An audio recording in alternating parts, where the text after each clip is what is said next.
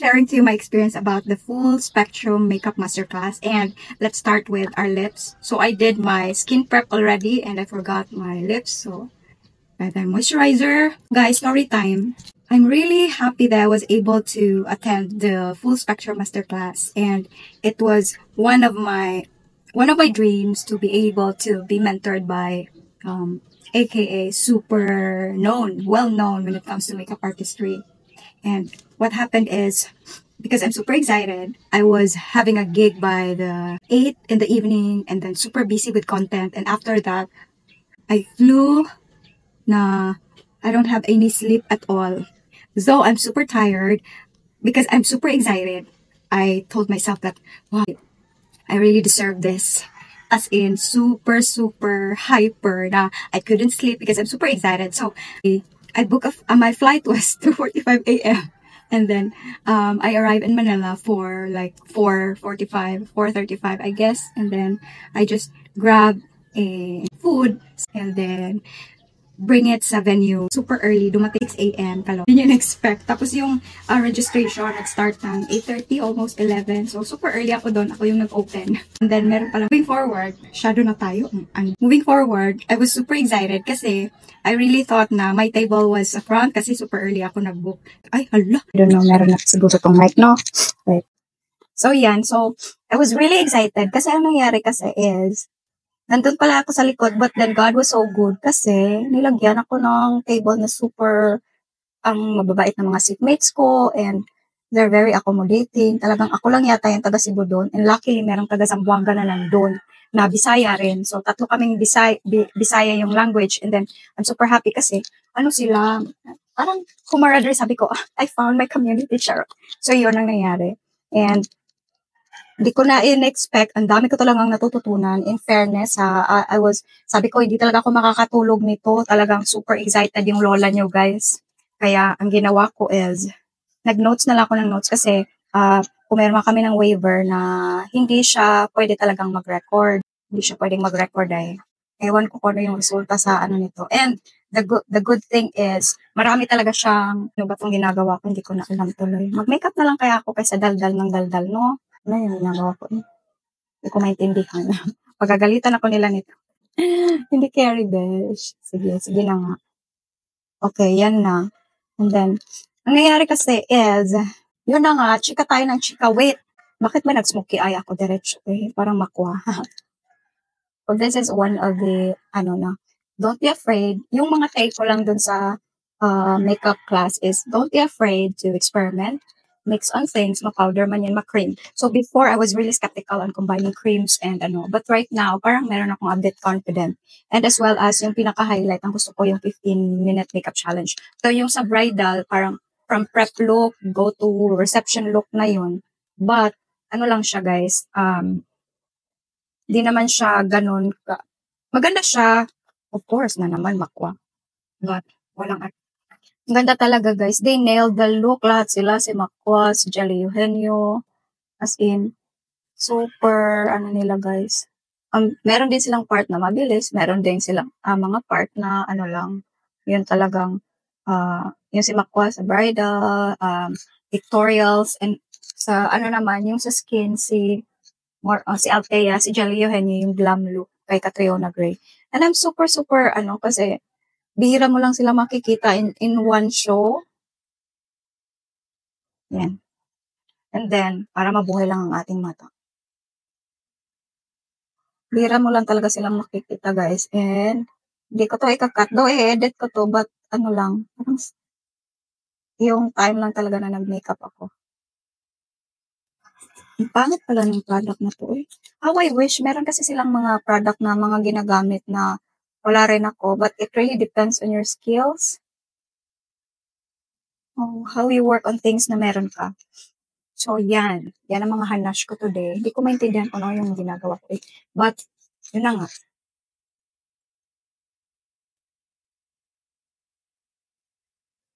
Iba-iba talaga yung mga makeup techniques ng mga tao, guys. And, I'm super blessed to be able to learn some of their techniques. Though, hindi naman talaga lahat yun kasi hindi kasya sa isang day lang. Hala, super ang okay. So, inuna ko yung eyes. And then after that, we're going to do the brows. Um, aloha. So we're just going to do a pencil. Draw na lang tayo. And I'm incorporating some of the learnings that I've learned so far. And i-apply ko yun sa clients ko soon. I'm super happy kasi I find a way para bang shortcut in everything. Kasi ano talaga siya guys, empowered. I'm super empowered. I'm super excited after ng makeup class to apply everything. But I was really tired. Wala akong tulog after nun. Diretso na ako salang pag uwi and then tulog lang ako ng konti. And then sabi ko, I need to relax but then I need to work as well. I need to create content for clients and then mamaya na ako mag-makeup katulad nito. And then after that, pwede rin lagyan mo whatever you put sa nyo, lagay nyo rito. Natutunan ko iba't iba. There are different types of techniques and makeup artists. And yun, we need to learn, evolve, and as well as hindi natin pabayaan na mawala yung learnings natin. So I really wanted to make this video as fast as I can pero my body did not permit me. Talagang kaloka yung mga schedule ng mga hectic dyan. Ganon, kaloka. The important talaga is skin prep. Hindi ko nakita yung skin prep guys but I'm super happy kasi I was able to, yun nga, learn some new techniques regarding skin prep. This is super liquidy. I don't know if kakasabot ko. I'm just going to, this is a foundation pala. Ako lang naman yung gumagamit mo to. So, don't fret, no? Nilagalagay ko siya diretso. Kasi super nito super liquidy. Pag ilagay ko to dito, ganun. Yan. Tuloy. Ang dami. Color. Ouch! Grabe. Ang dami na nalagay ko. A little goes along the way na. Pero ang dami tuloy. Yun. Tapos, apply ko lang here. Super liquid din ang Crayola na to, but I just find it na ang ganda pala ng coverage. You need to find a foundation na kahit konti, ang dami pa niya. Tapos, almost done na ako sa face ko. Ayan. 7 minutes na tayo, guys. Just colored.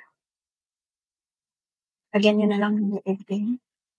I need to buy pala, guys, scissors kasi na-confiscate yung scissor ko doon at saka yung shani ko doon sa airport. Kaya I need to buy one and I need to buy cream contour. I only have lang dito yung ginagamit ko. Ang dami pa tapos na ako sa okay na ako dun sa coverage na yon, ganon. And after that, gawa tayo ng contour tayo ng konti o nag-deep pot din ako, ganon, kaloka. Lagay natin dito. Lumabas ka na, besh! Bakit ganon? Wala na akong time. Talagang pinukpok, no? Kaya gusto kong bumili ng cream contour na yung madali lang yung ko, guys. Madali yung buhay ko na ko, yan, kapag pinch ko ng super konti lang. Ang dami na nito, promise. Warm ko lang ng konti sa ating tapos lagay natin here. Na nga to, di ba? Yan, ang ganda,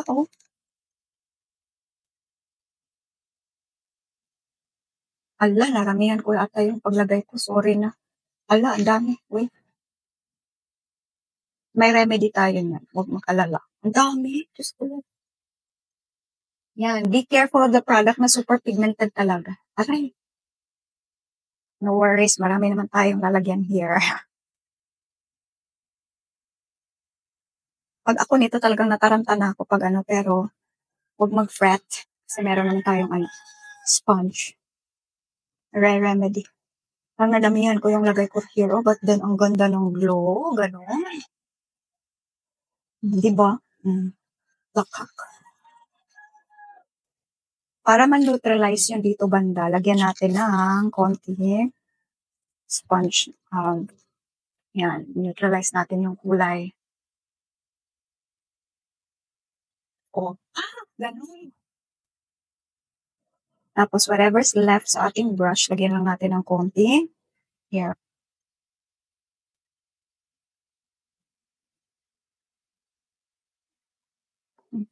Konti lang naman. Okay. Meron ba tayong highlighter na ganun? Tapos, we're going to set everything with yung gagamitin natin. Wala tayong oras, fish. Almost na.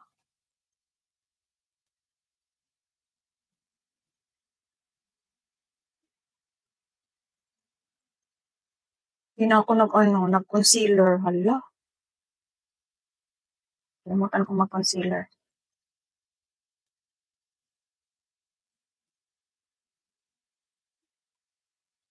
I-brighten lang natin yung area na to sa ating easier to blend.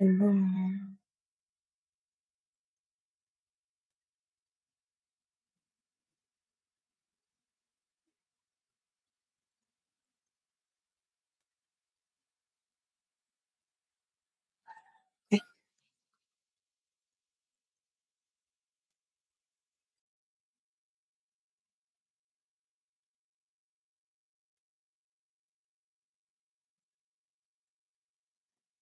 nangyayari na sa atin.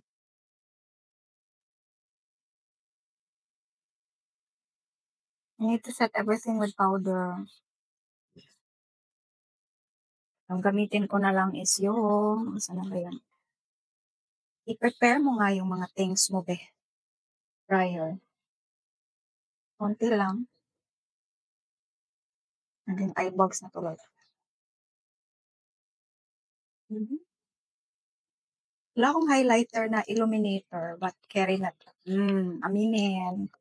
Tapos, mag-ano lang tayo ng blush. Mag-add tayo ng konting blush, which is, saan na ba yun? Gusto ko tong kulay na to for my blush. Oo. Sige, try natin. Lagay natin to. Lipstick to eh, but anyway. Di ba? Hindi ko maintindihan yung ginagawa. Nag-cream, nag-powder, ano pa yun? Pero parang naging confident na rin ako to use both worlds. Kasi alam ko na yung base ko is, super, na siya. It really helps me kasi nagdi-dewy effect siya, bitch. Oh, I don't know if you can see that one. You can see that glow. It's giving, ganon. And after that, mag-ano tayo highlight. Okay, we're going to do some highlight here. Konti lang. Oh, di ba? Pwede rin ako mag-contour, mag-add ng contour. But today, ano lang ta? Ganun. Oh.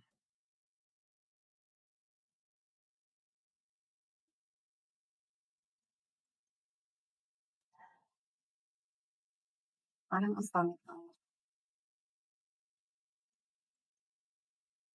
Kailang naman. And for our lips, talagang ito yung gagamitin ko for my lips. Hindi na ako magle-lip liner kasi lalabas lang naman din ako. Ganon. Ang ganda ng eyes ko, besh. Meron pa tayong time for lashes. So, yung last part, ito lashes, nilagyan ko lang ng glue. Pasensya na. Kasi ang haba kasi ng ko, pilik mata ko. No, this one. Kaya yun. Merong challenge talaga na ginawa sila. Hindi ako nakapag-join kasi nahirapan ako sa aking, hands. And it was difficult kasi ang haba ng kamay ko, lesson learned. Haba ng hook pala.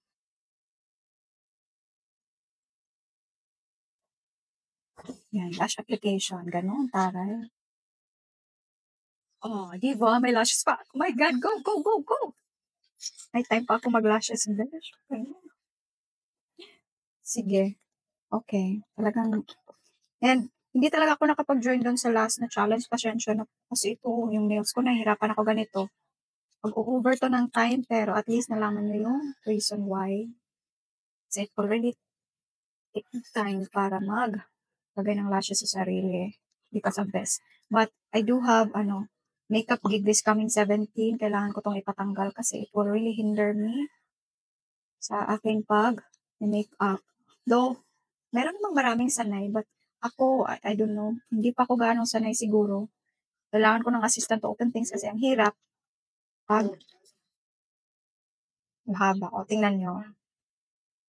Nahirapan na ako. Saan yung tweezer ko? Tweezer! Tweezer! Tweezer! Huwag na lang. Hindi na lang ako magti-tweezer. Hindi ko na makita. Yan. Ang hirap. Ay, nakita ko yung tweezer ko. Yan, di ba? Sakado, besh. Okay, tapos na ako. Ito na yan, guys. Super lang, ganda ng result. Di pa ako nakapag-mascara. My God, mascara, come on. Asan ka na? Di ba? Kayang-kaya, we. So, magmamaskara lang tayo. Look, ay, tingnan mo. Ganda, ganda ng eyes ko. Wait, mascara tayo, mascara.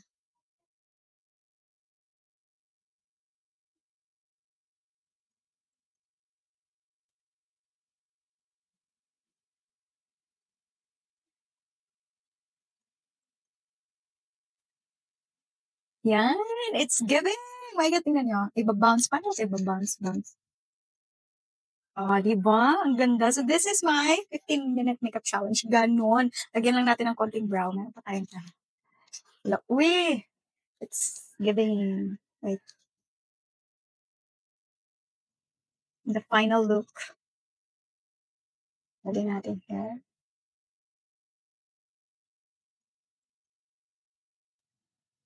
Diba? Oh, so, well, hindi ko na kwento lahat kasi ang daldal ko sa ibang things. But that was, everything was amazing during the workshop and I learned a lot. Grabe. Parang pasabog. I cannot wait to apply it on my own. I cannot wait to apply it on my clients. But, I wasn't able to film agad-agad kasi nga, I'm super down. Parang naging 2 days akong walang tulog. Kasi ang hirap matulog din sa airplane kasi iba din yung, super ginaw.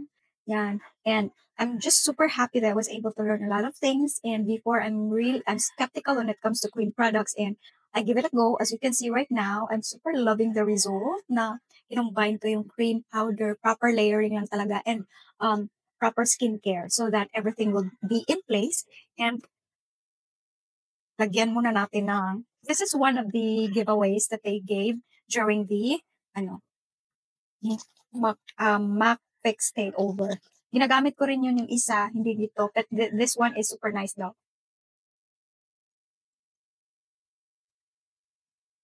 Oh, yan, super misted. Parang akong nawindang dun sa kaninang, yung contour. Pero, na okay lang naman. Oh, I love it. Bye!